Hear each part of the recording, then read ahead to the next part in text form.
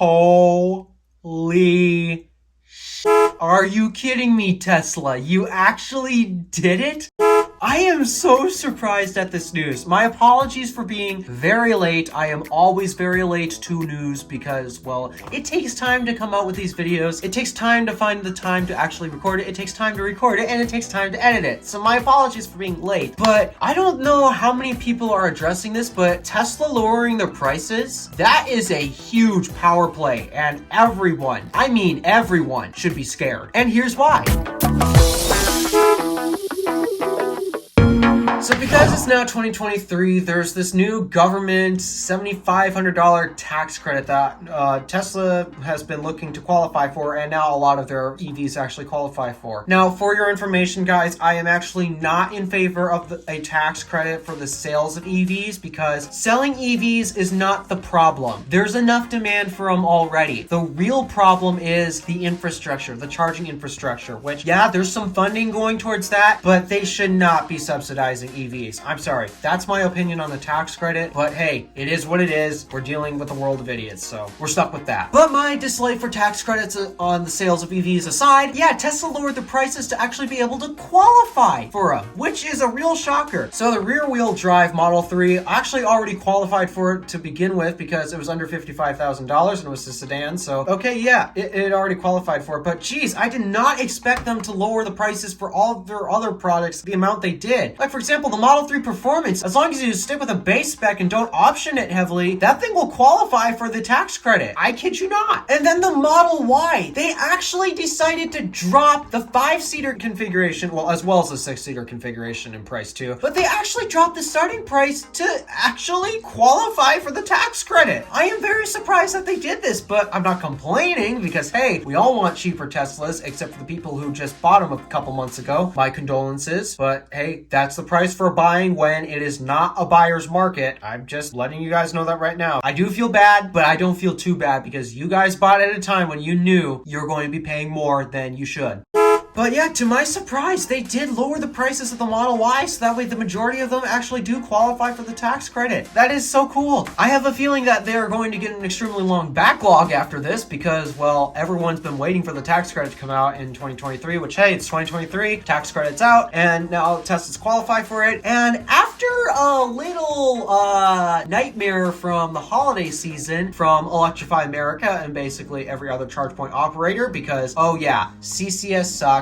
Okay, well, CCS didn't cause all of these failures at the charging stations, but yeah, evidently, any station with a CCS port on it sucks, and it actually drove enough owners nuts to the point where they've decided right there and then. They're selling their cars. They're selling their Polestars, Mach-E's, ID4s. They're selling them because the charging network sucks for them. Meanwhile, yeah, we all know the supercharging network is awesome, and hey, how convenient is it that Tesla just lowered their prices? I can see a lot of Tesla's competition going through a very bad sore point right now because, oh geez, EA and everyone else just screwed them so hard. It's kind of a big reason why I'm pushing so many automakers to switch to NACS because let me tell you this, guys, if you want access to the best charging network here in the United States, gotta put the NACS connector on it. It's pretty much the only way you're gonna get a good charging experience because as of right now, and even though yes, you could say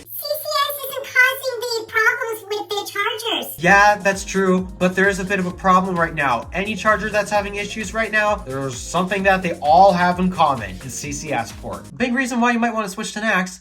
Anywho, rant aside, the point is Tesla is now really getting everyone else under stress because due to the fact that now, ooh, yeah, they are very appealing at the moment considering that the Model Y is now $10,000 less than it used to be. Model 3 Performance is $10,000 less where it used to. The Model 3 Performance is actually almost where it used to start at. The biggest thing about this news that I don't think everyone is covering is this is going to cause a lot of other EV makers to lose sales because Tesla has got everything figured out. I mean, everything. And while sure, all the other automakers that make other EVs like the ID4, Ioniq 5, Mach-E, yeah, they're all great cars, except they all basically don't even pay attention to one of the most fundamental parts of owning an EV. And that is about to show. The holiday season already ruined non-Tesla EV owners' experience. They've already got a negative perception on your cars to the fact that they can't go on road trips with it. They cannot do it. Meanwhile, Tesla, you can. And I don't know if you guys know this, but people don't buy cars because it covers everything they need exactly. No, they buy cars based on perceived capability. Not only is it supposed to cover everything that they need, but they also want it to cover a little bit more. Believe it or not, a lot of off-road versions of SUVs have been coming out because I guess a lot of people are buying vehicles because of perceived capabilities. And hey, who knows? Maybe I might have to take my car off the road, for example, or who knows what. Or maybe there's a ton of potholes and I need something a little more capable that can handle it. Okay, Teslas probably cannot handle potholes like those off-road SUVs, but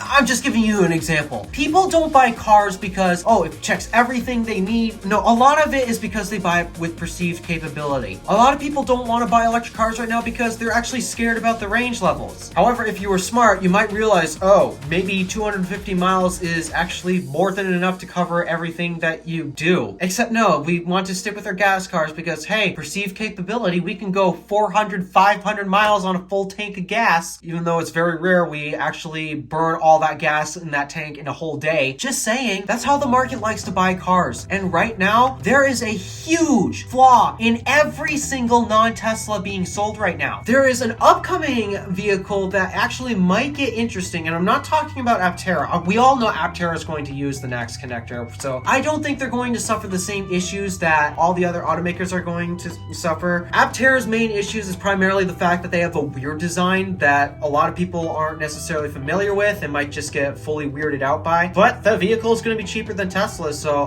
in terms of pricing, they're actually fairly comparable to Tesla. They're using a superior charging standard so they can go on long road trips. Yeah, Aptera's got their own set of issues that other drivers will have to learn to deal with. But there's another automaker out there who's actually advertising specs, and I'm going to cover this in a different vehicle, so it's going to get interesting with that. But yeah, here's a reason why this is a major power play with Tesla right now. Considering their prices are mostly back to where they used to be, the standard range Model 3 is still more expensive than what it used to be, and the long range Model 3 hasn't come back yet. And then there's the Tesla Model S and X, and yes, they did get price decreases, but they're still more expensive than what they used to be sold at. Because Teslas are close to their former MSRP, and also, well, you all have a $7,500 tax credit on top of it at the moment. Plus, everything is completely thought out. No huge fundamental flaws with the product. Yeah, it's hard to argue. Every other EV automaker right now, you should be stressed. You should be sweating right now. That's a major power play. The vehicles that can actually road trip just got cheaper. Meanwhile, a lot of you can barely make a profit if you're even making a profit at all. Most of you are making losses on these products. And yet, a lot of people are getting mad at you because you're relying on a charging network that you can't depend on. The fact that Tesla's getting their prices back low again and they can actually go far places. That's what I wanted to cover about in the news. That's an important thing that I want you guys to know right there. Teslas are pretty close to MSRP, what they used to be, and well, yeah, they're the only EVs that are completely thought out. So competition is probably about to take a serious hit. So I guess it's your move, competition. You're going to switch to NACS so that way you can actually road trip to places because, oh yeah, you clearly can't depend on the public networks. And by the way, Tesla wants to open this up. It's just, well, it's kind of difficult to charge at them at the moment because, for example, in Europe, everyone's using CCS2, so it's way easier to open the supercharger network up there, which, yeah, they've already done it. But here, it's kind of hard because, oh, you don't plug into the same thing that Teslas do because you're all using inferior standards. Your vehicles are also much more expensive now, so yeah, it's kind of hard to justify a lot of this. So yeah, I guess it's your move, competition. Tesla just put you in check. What are you going to do about it? I guess there's only one way to find out, and that's where I'm going to end this video. Thank you for watching. Do me a favor and interact with the stuff below. My name is DeWolf, Random Alpha, signing out.